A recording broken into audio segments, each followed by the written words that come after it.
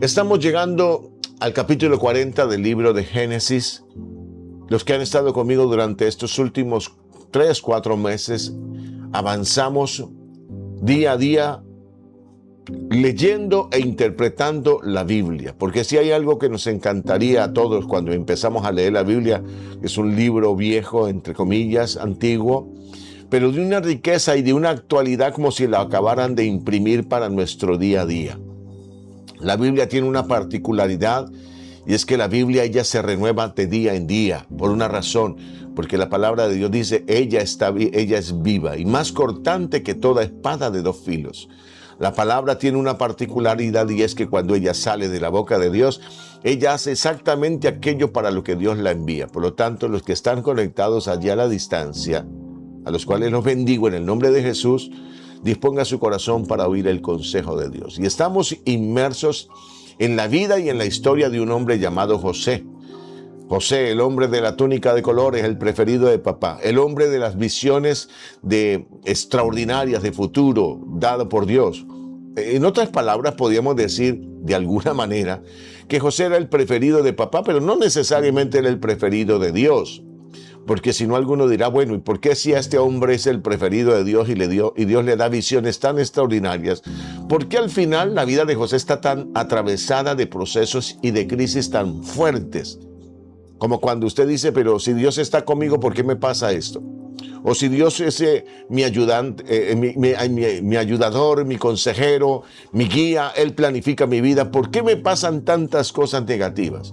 Y vea que es una buena, entre comillas, forma de pensar. Sin embargo, todos los que estamos llamados por Dios para alcanzar la grandeza de Dios, sepa que tendremos que atravesar procesos para forjar el carácter, para formar la mente, para transformar el corazón, a fin de que en los procesos se consolide la mentalidad del conquistador, la mentalidad del hombre que puede recibir el día de mañana procesos mayores, más difíciles de administrar, y el que es fiel en lo poco, o es el que es fiel aún en las dificultades, se está preparando sin darse cuenta para alcanzar la grandeza, porque allí se está forjando el carácter, la mentalidad, el estilo de vida, las actitudes correctas para hacer en la vida lo correcto. Otra vez, en los procesos de crisis es lo que consolida el carácter de alguien que está en capacidad de administrar cosas mayores en el futuro. Por eso, nunca vea como negativo cuando somos pasados por procesos de prueba, porque el proceso de prueba lo único que hace es que hace madurar nuestra mentalidad y nuestro corazón de manera sobrenatural. Nos hace madurar en las manos de Dios a fin de que podamos estar aptos para administrar cosas mayores el día de mañana. Entonces, si está pasando por proceso de prueba o de crisis, usted tiene que decir, si este es el proceso de formación, entonces mi bendición o lo que tendré que hacer en el futuro, el legado que voy a dejar será sobrenatural. Por eso, trabaja de esa manera en el día a día, piensa de esa manera. Entonces, nos encontramos que el que fue vestido por su padre con una túnica de colores y Dios le dio visiones de estrellas, sol, luna, estrellas que se inclinaban delante de él, manojos de trigo que se inclinaban delante de él, que sus hermanos lo interpretaron como que vas a reinar sobre nosotros. Su padre lo interpretó, tu mamá y yo nos vamos a inclinar un día de esto delante de usted, está loco. Porque José contaba los sueños que Dios le daba. Sin embargo, dice la palabra que Jacob meditaba eso en su corazón. Pero una vez pasado el proceso de las vestiduras de colores de su padre, que lo identificaba como el preferido del padre, como el primogénito, ahora está preso en Egipto. Ha pasado por la venta de sus hermanos, el rechazo de sus hermanos lo ponen y lo convierten en una mercancía. Es el hombre que ahora es llevado a la casa de un egipcio, un alto militar, un alto jefe de guardia. Es el hombre que está a cargo de la seguridad de Faraón y es vendido como una mercancía. Y a uno le podía costar muchísimo entender cómo si Dios me da visiones de éxito acerca del futuro, mis hermanos me odian, mis hermanos me venden, el entorno familiar es hostil. ¿Cómo es posible que ahora yo sea un esclavo en la casa de un extranjero? ¿Cómo es posible que esté viviendo procesos si Dios lo que me mostró es que voy a reinar, que voy a tener una vida de gobierno? Otra vez, Siempre los procesos de formación son vitales para el que va a alcanzar la grandeza en Dios. Y no necesariamente indica que vamos a pasar por las mismas situaciones de José. No, Dios tiene para cada uno de nosotros un caldo de cultivo o un escenario o un ambiente propicio en el que va a configurar nuestro carácter y la forma como respondemos a Dios. En esos procesos es lo que determina si estamos preparados para la grandeza o no. Cuando pasamos por los procesos de crisis, nuestra respuesta en los procesos de crisis es lo que determina si realmente nosotros estamos capacitados o preparados mental, emocional y espiritualmente para administrar lo mayor, lo mejor. Por eso en los escenarios, una vez más, en los escenarios de prueba, no digas ¿por qué me pasa esto?, sino ¿para qué me pasa esto? ¿Para qué es que Dios quiere que yo pase este proceso? ¿Y cuál debe ser mi actitud en este proceso? Si aprendes a vivir, o sea, hacer las preguntas en el escenario correctas, con la disposición de aprender de cada escenario, entonces vas a estar preparado para que el día de mañana no te sorprenda cuando el bien de Dios, la bendición de Dios o la prosperidad de Dios o el escenario de Dios para mí me alcance. Cuando eso llegue, si yo estoy en la disposición correcta, entonces, y con la mentalidad correcta y respondo correctamente, estaré preparado. Entonces, una vez más, el hombre al que Dios le ha dado visiones está preso, ahora está en la cárcel, y quiero que lean conmigo el capítulo 40, verso 1 en adelante, porque uno diría una vez más, una cárcel no es el escenario donde alguien se forma para la grandeza, y usted tiene que entender una vez más, no se equivoque, porque los escenarios de prueba son los escenarios donde, dije una vez más, se reconfigura el carácter de las personas que el día de mañana van a administrar cosas mayores, cosas más grandes. Cómo salgas del escenario, cómo lo asumas, cómo salgas del escenario es la clave de tu bendición y la clave de mi bendición. Entonces dice la palabra en el libro de Génesis 40, aconteció después de estas cosas, o sea, después de caer preso, pero después de haber caído preso, dice la palabra que antes de caer preso, perdóneme, José fue extraordinariamente efectivo como esclavo en la casa de Potifar. Porque uno antes de administrar cosas grandes tiene que pasar por un momento donde uno no tiene el control. Un esclavo no manda, un esclavo no da órdenes, un esclavo obedece órdenes. Uno tiene que entender que la forma como uno responde en los escenarios donde alguien me tiene que dirigir y yo tengo que obedecer, y tengo que obedecer con alegría, no porque me toca, porque una vez más, ¿cómo podía haber respondido José en los escenarios de prueba? Con peor actitud, con la peor actitud del mundo. Como cuando alguien llega a un trabajo que usted sabe que ha estudiado y se ha preparado para eso y lo que encuentra es un escenario hostil o le pagan poco y usted dice, yo voy a dar mi mejor rendimiento acá, olvídese. Pues quiero que sepa que ese escenario ya está provocando una actitud. Y si estás respondiendo con un olvídese, yo no voy a ser excelente en esto que me están entregando porque no me están reconociendo lo que estoy haciendo, vas a perder la oportunidad del escenario. Una vez más, la vida del creyente se construye de esa manera. Los escenarios sacan a la luz lo mejor o lo peor. En José sacó lo mejor, porque aunque era esclavo y no tenía voluntad propia y no hacía las cosas como él quería, sino obedecía órdenes, allí obedeciendo órdenes y aprendiendo fue que se fue construyendo el carácter del hombre que el día de mañana va a salvar a una nación y va a traer prosperidad a su familia por generaciones. Escuche esto, allí se está formando el carácter del hombre que el día de mañana va a ser una bendición. Entonces ahí está José, que haya el favor de Dios, porque en la casa de Potifar fue un gran administrador y ahora en la cárcel.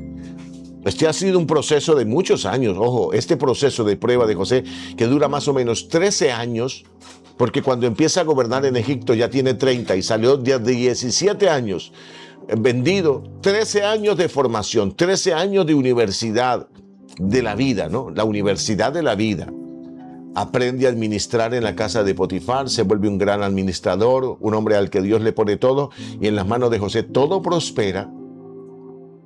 Ahora también en la cárcel todo prospera en la mano de José. Y entonces nota lo que dice el pasaje, porque este hombre ha ido respondiendo de manera correcta en cada escena. en cada proceso, en cada crisis. Y entonces dice otra vez, capítulo 40, verso 1, aconteció después de estas cosas, después de estar preso, que el copero del rey de Egipto y el panadero delinquieron contra su señor, el rey de Egipto. Nota cómo todo está administrado y dirigido por Dios, porque estos dos personajes de alguna manera en el futuro de José van a tener una grande influencia. Porque aquí va a brotar una nueva etapa de la vida de José. Y es el intérprete de sueños. Es el que tiene la capacidad de mirar a alguien y de interpretar lo que Dios va a hacer en su vida. Ese es un don de Dios. Podríamos llamarlo un don de revelación, un don de ciencia. Alguien que recibe la facultad de mirar a alguien y de interpretar la vida de esa persona desde la perspectiva correcta, desde la perspectiva del propósito de Dios. Ahí está José, ahora compartiendo con un copero y un panadero la misma situación. ¿Cuál es la diferencia? José no está allí porque haya cometido algún delito. Está allí porque no quiso cometer un pecado. Está allí porque no quiso dormir con la mujer de Potifar, que lo forzaba y le decía, duerme conmigo, duerme conmigo. Estos dos personajes sí delinquieron contra su señor, el faraón, y ahora están presos. Y el hombre de Dios, llamado José, va a influir poderosamente en sus vidas, dándole el sentido de propósito a cada una de sus vidas. Entonces delinquieron el panadero contra su señor rey de Egipto. Se enojó Faraón contra sus dos oficiales. O sea, eran dos personajes de alto nivel. Dos oficiales son personas que están cerca del faraón y que son significativamente importantes para Faraón, y caen en esa situación. Se enojó Faraón contra sus dos oficiales, contra el jefe de los coperos. O sea, el jefe de los coperos es el que probaba el vino antes de que el faraón lo probara, porque recuérdese, en una persona de ese nivel de poder, muchas personas podían intentar matarlo. ¿Y cómo se hacía? Se usaba el copero que probaba la comida, el que probaba primero el alimento por Faraón antes de comer, para que si alguien atentaba contra la vida de Faraón, entonces el que moría era el copero. Y era el que fabricaba el pan igualmente. Entonces nota algo, aquí está el jefe de los oficiales de los coperos y también el jefe de los panaderos que están allí. Y los puso en prisión en la casa del capitán de la guardia. Nota que, verso 3 dice, y los puso en prisión en la casa del capitán de la guardia, en la cárcel donde José estaba preso. Y esto a mí me parece sorprendente, porque va a notar que esta es una cárcel que está en la casa de Potifar. Esto uno no lo lee rápido. Cuando uno lo lee, uno no lo entiende rápidamente. Pero si notemos, José está preso, uno pensaría que está en una mazmorra por allá, en una cárcel con toda la insalubridad y todas aquellas situaciones propias de una cárcel. Pero cuando dice que el faraón puso al panadero y al copero en prisión en la casa del capitán de la guardia. ¿Quién era el capitán de la guardia? Potifar. ¿Dónde está la cárcel? O sea, había una sección de la casa de Potifar que servía a manera de cárcel. Y allí iban presos todos los funcionarios del faraón. ¿Y quién estaba preso allí? José. Significa con eso entonces que si Potifar pone preso en su propia casa a José, por eso goza del privilegio de que el jefe de prisión, el jefe de la cárcel, lo tenga en alta estima a José y lo ponga como jefe de la prisión, y todo lo que hace José es prosperado por su mano. Si Potifar puso a José en una cárcel que estaba en su propia casa, significa que Potifar no tomó en cuenta las palabras de su esposa de manera total. Se molestó con José pero no le creyó a su esposa. De todas maneras, todo el cuento que ella le inventó. Porque si Potifar asume el desafío de juzgar a José de la manera correcta, tendría que haberlo no solamente haberlo puesto en prisión, sino incluso haberle quitado la vida. Y ni le quita la vida ni lo manda a una mazmorra, no, lo pone en prisión en su propia casa. Y allí llega el panadero y el copero. Una vez más, eso significa que José contaba con el favor de Dios y el reconocimiento de Potifar, que de alguna manera no tomó en cuenta las palabras de su esposa. Al final, después del enojo, básicamente lo que hace es ponerlo en su propia casa, en una reclusión, en donde José goce, entre comillas, de los privilegios de los altos funcionarios del rey. Y ahí está José, ejerciendo gobierno dentro de la prisión. Haciendo o extendiendo, voy a poner un contexto, extendiendo la presencia del Dios de Israel en el mundo de Egipto. Y esta parte es importante. Entonces el capitán de la guardia encargó de ellos a José. Ocúpate de ellos, José. Atiéndalos. Porque acuérdase que José es el administrador de la cárcel. Y aquí hay algo importante, ¿no? Tener el favor de Dios para ser el mejor esclavo en la casa de Potifar, que lo preparó para la administración, para escalar en el nivel de la autoridad y de la administración en el imperio egipcio. Allí está José. Y ahora está a cargo del panadero y del copero. Y el capitán de la guardia encargó de ellos a José y él les servía. Nota, José les servía. Y estuvieron días en prisión. No dice meses, años, días. Y ambos, el copero y el panadero del rey de Egipto, que estaban arrestados en prisión, tuvieron un sueño, cada uno su propio sueño en una misma noche. Cada uno con su propio significado.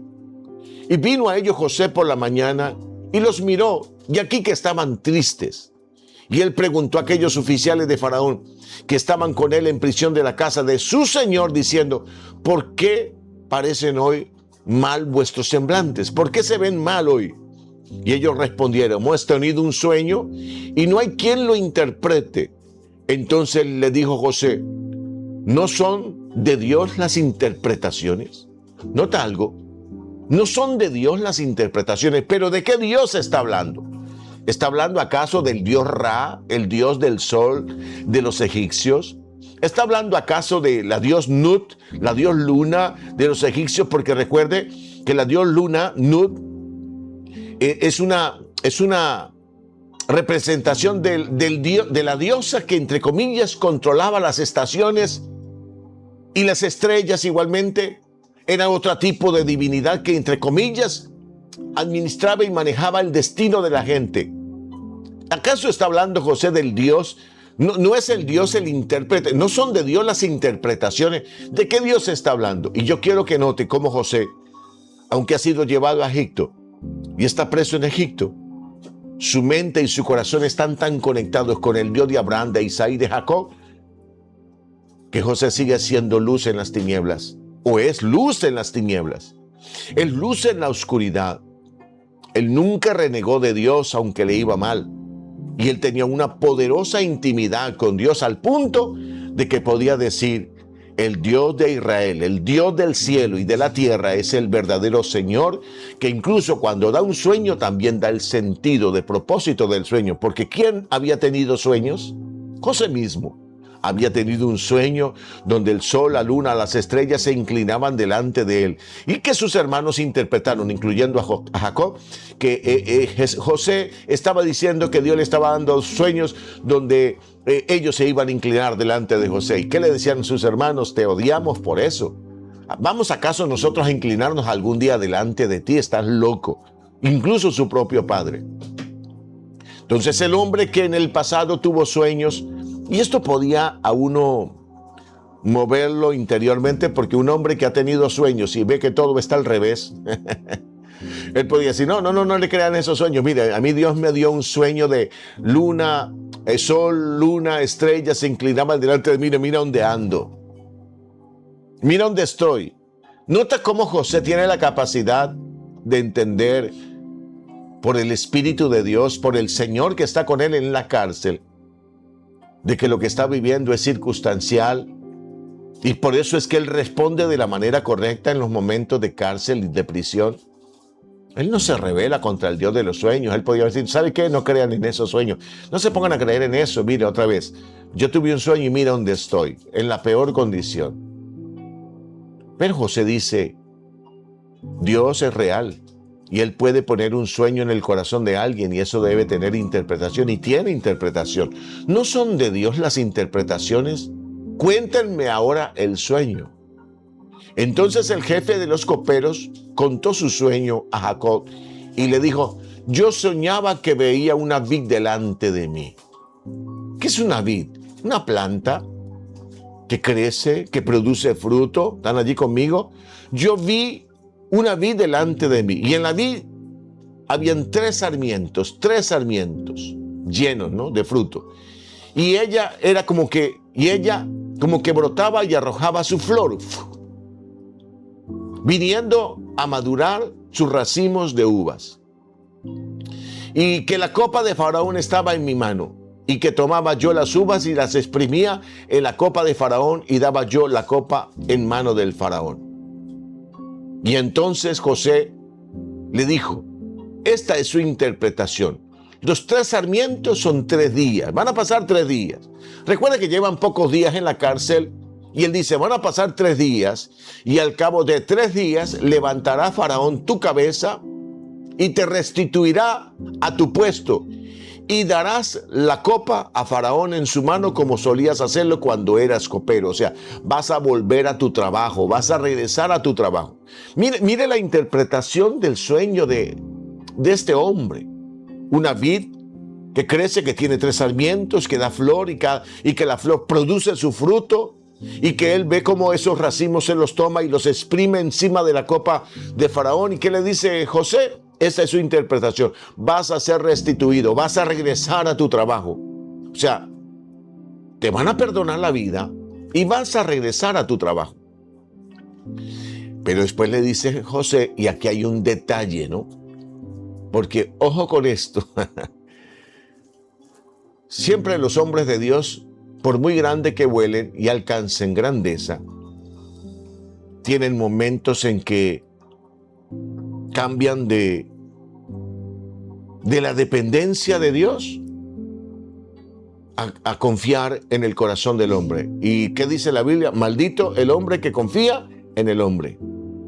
Después de que le da la interpretación a este hombre y le dice, ¿qué le va a acontecer? Le dice, acuérdate pues de mí cuando tengas ese bien.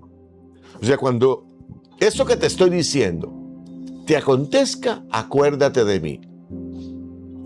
Hay una frase muy común de la gente cuando dice, cuando estés en tu reino, acuérdate de mí, no, para hablar acerca de cuando estés en el lugar de grandeza, cuando Dios te haya bendecido, no me olvides. Acuérdate de mí, pues, cuando tengas ese bien. Y te ruego que uses conmigo de misericordia y hagas mención de mí. ¿A quién? A Faraón. Y me saques de esta casa. ¿Quién realmente iba a sacar al final a José de la cárcel? Diga conmigo, no el panadero. Perdón, no el copero. Dios era quien lo iba a sacar de la cárcel. Entonces quiero que de todas maneras entienda esto, porque el copero sí va a influir al final. Dios lo va a usar. Pero ojo cuando usted pone la confianza en alguien, esperando algo de inmediato. No se va a dar cuando es, entre comillas, alguien se ocupe de ti o piense en ti. Es cuando realmente el proceso haya terminado. Porque aquí va a acontecer algo.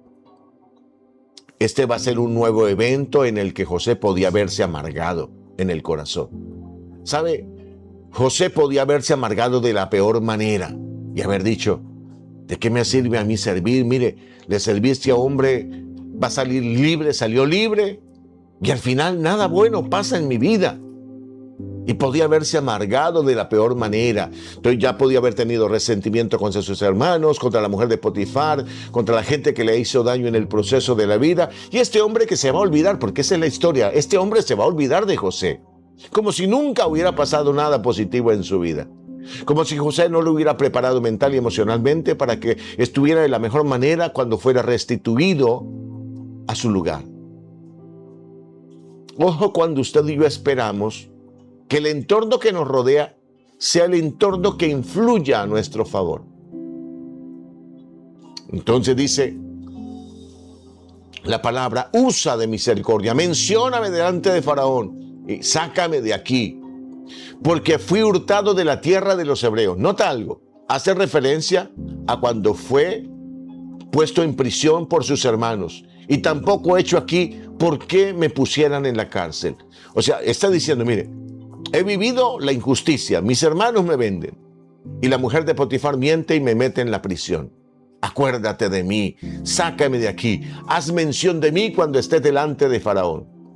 Y viendo el jefe de los panaderos que había interpretado para bien el sueño, le dijo a José, también yo soñé que veía 3 canastillos blancos. ¿Que veía qué? 3 canastillos blancos sobre mi cabeza, 3 canastillos blancos sobre mi cabeza. Y en el canastillo más alto había de toda clase de manjares, de pastelería para Faraón, y las aves las comían del canastillo sobre mi cabeza. Estaban en mi cabeza y venían las aves y comían y comían y comían sobre mi cabeza. Entonces respondió José y dijo, mire, esta es su interpretación. Los 3 canastillos también son 3 días. Y al cabo de 3 días quitará Faraón tu cabeza de sobre ti. Mire, te van a volar la cabeza. Al tercer día te van a quitar la cabeza y te hará colgar en la horca, y las aves comerán tu carne sobre ti. Qué complejo este sueño, ¿no? Qué interpretación. ¿Se imagina usted el pensamiento de aquel hombre y después ver que se cumple? Al tercer día, que era el día del cumpleaños de Faraón, nota algo, nada es casual, el rey hizo banquete a todos sus sirvientes y alzó la cabeza del jefe de los coperos, o sea, lo restituyó, y la cabeza de los jefes de los panaderos entre sus servidores, e hizo volver a su oficio al jefe de los coperos, y dio la copa en mano de Faraón, mas hizo ahorcar al jefe de los panaderos, como lo había interpretado José. Y el jefe de los coperos no se acordó de José, sino que lo olvidó. ¿Qué hacer cuando uno está atravesado por procesos de dificultad o de pruebas, y a la gente a la que uno le sirve y a la gente a la que uno espera algo lo olvida? ¿Qué hacer? ¿Cómo conducirse allí? Y escúcheme, es el último escenario en el que por 2 años más José va a quedar preso por 2 años más después de este evento.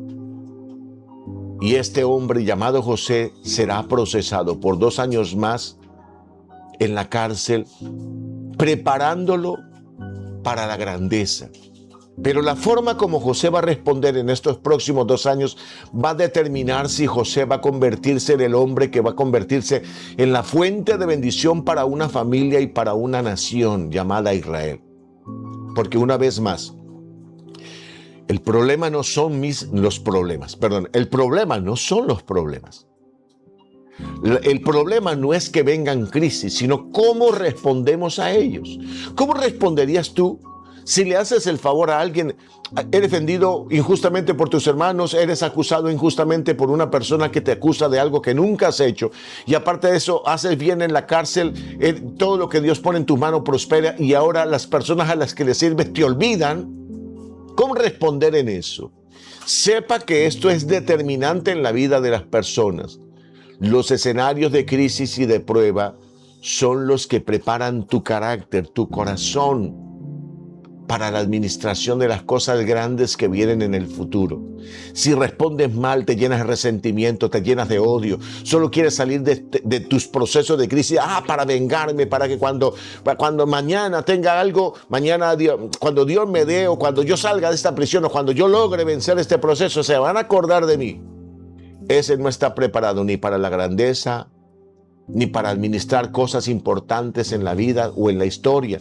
No va a dejar ningún legado positivo en la familia. Será alguien que dejará un muy mal legado y saldrá a hacer mal porque se ha llenado de odio y de resentimiento en los procesos de prueba. Y los procesos de prueba, justamente eso hacen, te prueban. Como cuando hay un quiz en la universidad, después de que has estudiado, te hacen una prueba final para saber si estás capacitado para pasar a un nuevo nivel. Las pruebas te prueban. Es el quiz que dice apto para la administración, apto para la abogacía, apto para ser un médico, apto. Las pruebas lo que hacen es que te califican al final para administrar cosas grandes o cosas importantes. Por eso guarda tu corazón en los procesos de prueba. Cuando estés pasando por crisis o dificultad financiera o familiar, una vez más, diga: Señor, dame la actitud correcta, el espíritu correcto, la mentalidad correcta. Que yo no me lleno ni de resentimiento, ni de odio, ni cosas por el estilo en los momentos de dificultad.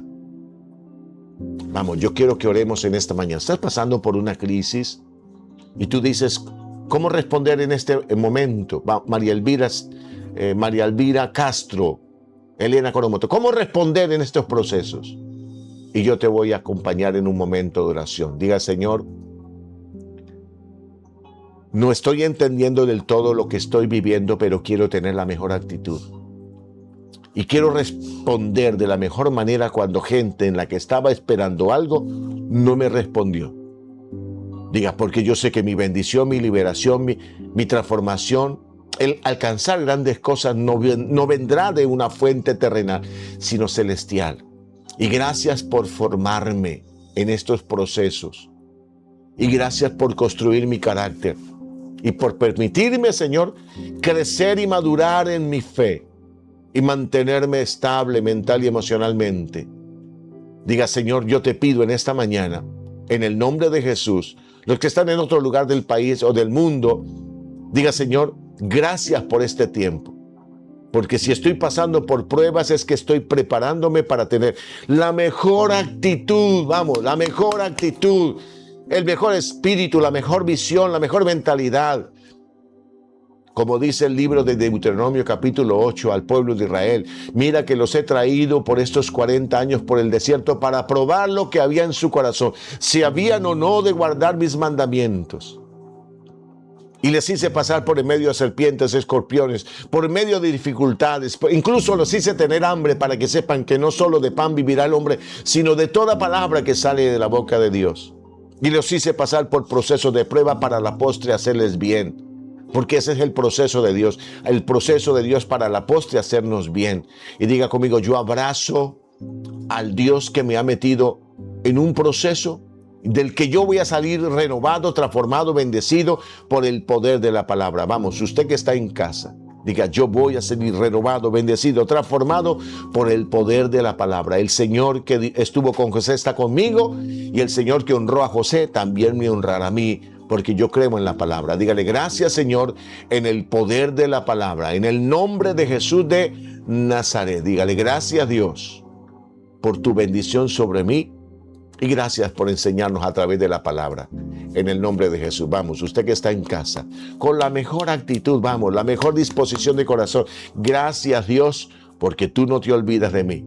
Si el panadero, si el copero se olvidan de mí, si el que está a mi alrededor se olvidó de mí, si nadie me ayuda, diga: tú eres mi consejero, mi ayudador, mi guardador, el que sustenta mi suerte, el que sustenta mi vida, el que sustenta mi familia. Vamos, celébrelo, dígale: tú eres la fuente de mi bendición. Dígale: gracias, Señor, en esta mañana, en el nombre de Jesús. Leonor Uribe, Elena Coromoto Fernández, Sabar Romero, Centro Cristiano Misión Global, todos un abrazo gigante. 1313, les bendigo en el nombre de Jesús. Que la paz de Dios, la bendición de Dios traiga transformación a nuestros corazones